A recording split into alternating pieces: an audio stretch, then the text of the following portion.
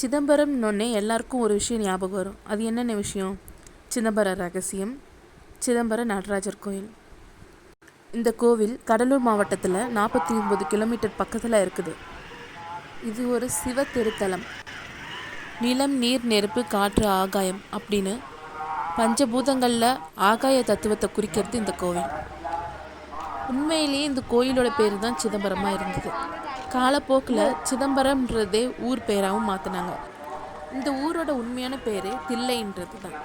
முன்னொரு காலத்தில் இந்த ஊர் முழுக்கவே தில்லை மரங்களால் சூழப்பட்டிருந்தது. பிற்காலத்தில் வீடுகள், மக்கள் வாழும் இடமாக மாறினதுனால இந்த மரங்கள்லாம் அழிஞ்சிடுச்சு.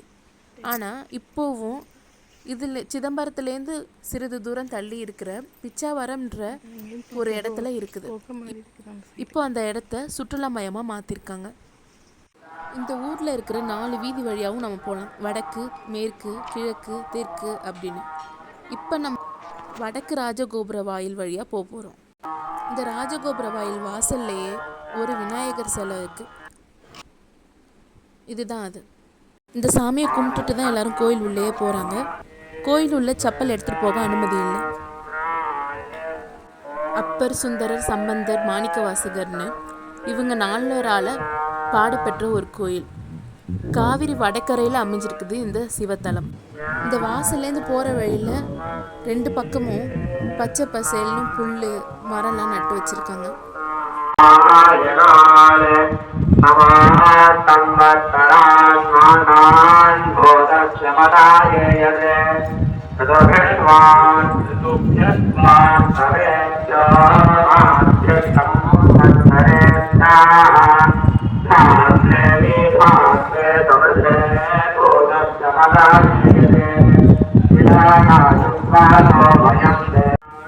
இந்த இடத்துல விநாயகர் சிலை ஒன்று இருக்குது.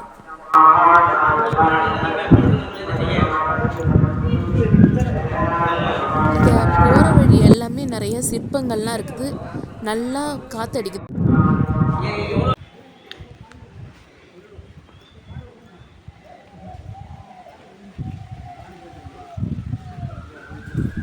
இதுக்கு ரைட் சைடில் ஒரு முருகர் தெய்வானை வள்ளியோடு இருக்கிற மாதிரி ஒரு கோயில் இருக்குது.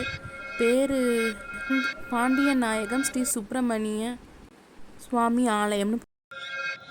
முருகர் கோயில் ஆப்போசிட்லேயே ஒரு சிவன் கோயில் இருக்குது.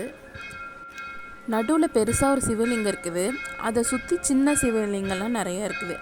ஆனால் இங்கே இருக்கிற ஜன்னல் வழியாக பார்த்தா அந்த பெரிய லிங்கம் தெரிய மாட்டேங்குது. சுற்றி இருக்கிற லிங்கங்கள் மட்டும்தான் எந்த ஜன்னல்லேருந்து பார்த்தாலுமே அந்த பெரிய லிங்கம் தெரிய மாட்டுது.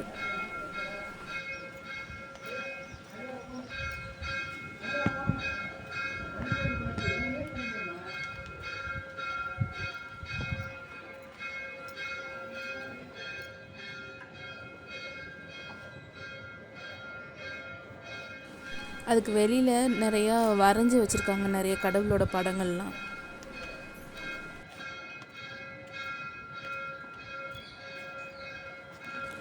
மெயினாக பார்த்தா தான் அந்த நவலிங்கம்ன்ற லிங்கம் தெரியுதுங்க.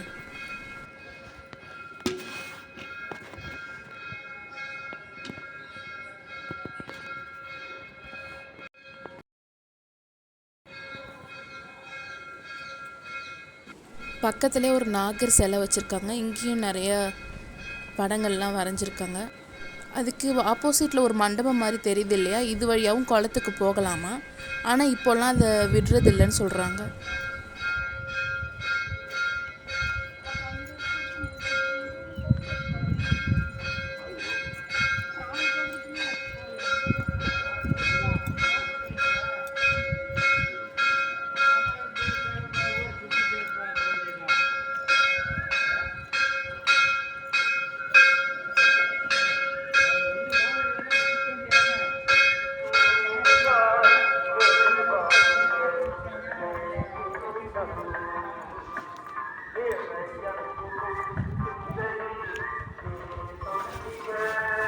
இங்கே பார்த்தீங்கன்னா ஒரு துர்க்கை அம்மா கோவில் இருக்குது.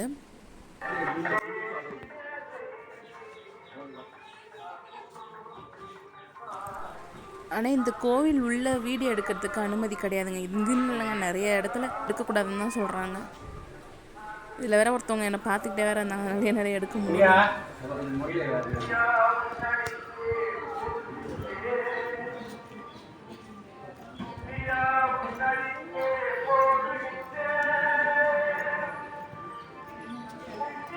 சொன்னதெல்லாம் எடுத்துறாது.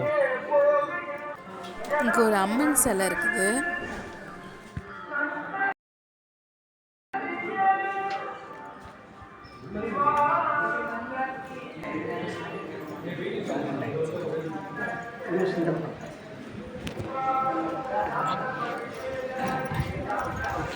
அடுத்து இந்த இடத்துல சிவகாமி அம்மன் சன்னதின்னு ஒரு சாமி இருக்கு. நல்லா பெருசாகவே இருக்குது. இந்த என்ட்ரன்ஸ்லேயே ஒரு கொடி மரம் இருக்குது. மேலெல்லாம் பார்த்தீங்கன்னா நிறைய ட்ராயிங்லாம் பண்ணியிருக்காங்க.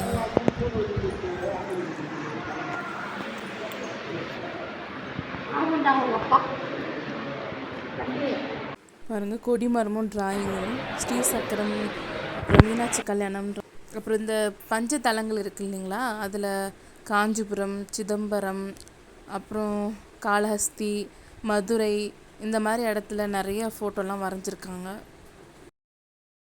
அடுத்து இங்கே வாசல்லே ஒரு லெஃப்ட் சைடில் ஒரு கோவில் இருக்குது. அது என்ன கோவில்னா சித்திரகுப்தருக்குன்னு தனி சன்னதி வச்சுருக்காங்க. இங்கே இதுதான் பாருங்கள்.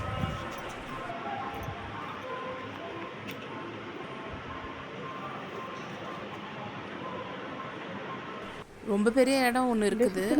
நல்லா நிறைய தூண்லாம் வச்சு அங்கே பார்த்திங்கன்னா விதவிதமாக நிறைய கலை சிற்பங்கள்லாம் இருக்குது. பாருங்களேன், ஒவ்வொன்றும் ஒவ்வொரு ஆக்ஷனை பண்ணுற மாதிரி இருக்குது. இது யானையா புலியா என்னன்னு தெரியல, ஆனால் ஏதோ ஒன்று செதுக்கி வச்சுருக்காங்க.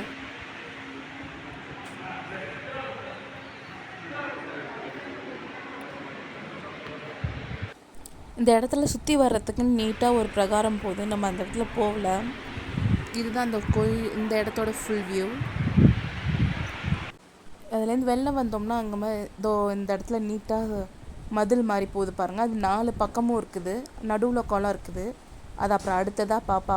இங்கே ஆயிரங்கால் மண்டபத்தில் 999 தூண் வச்சிட்ருக்கப்போ விடிஞ்சிடுச்சான். அதனால அந்த மீதி ஒரு தூணை பூதம் தூக்கிட்டு வந்து இங்கே போட்டதாக சொல்கிறாங்க. இந்த தூணுக்கு பக்கத்தில் இருக்கிற மதிலில் 4 கோபுரங்களையும் ஒரே இடத்தில் தரிசிக்கும் இடம் அப்படின்னு எழுதியிருக்காங்க. இதோட அர்த்தம், அதாவது இந்த தூணுக்கிட்ட நின்று பார்த்தா 4 வீதி கோபுரங்களையும் பார்க்க முடியும் அப்படின்னு சொல்கிறாங்க. இது வடக்கு கோபுரம், இது மேற்கு கோபுரம், இது தெற்கு கோபுரம், இது கிழக்கு கோபுரம்.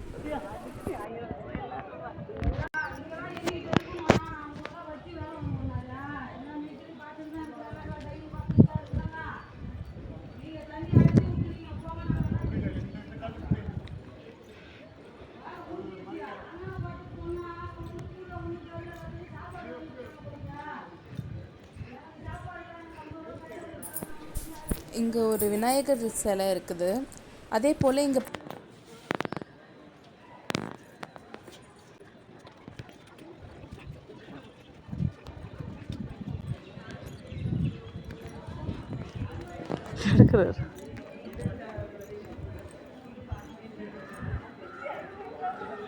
இவரும் ஒரு பிள்ளையார் தான்.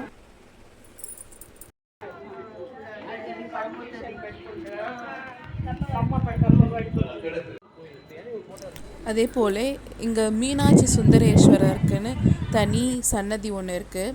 கணவன் மனைவி பிரச்சனை யாராவது இருந்தாங்கன்னா இங்கே வந்தால் சரியாகுன்றது ஐதீகம். மீதி அடுத்த வீடியோவில் பார்க்கலாம்.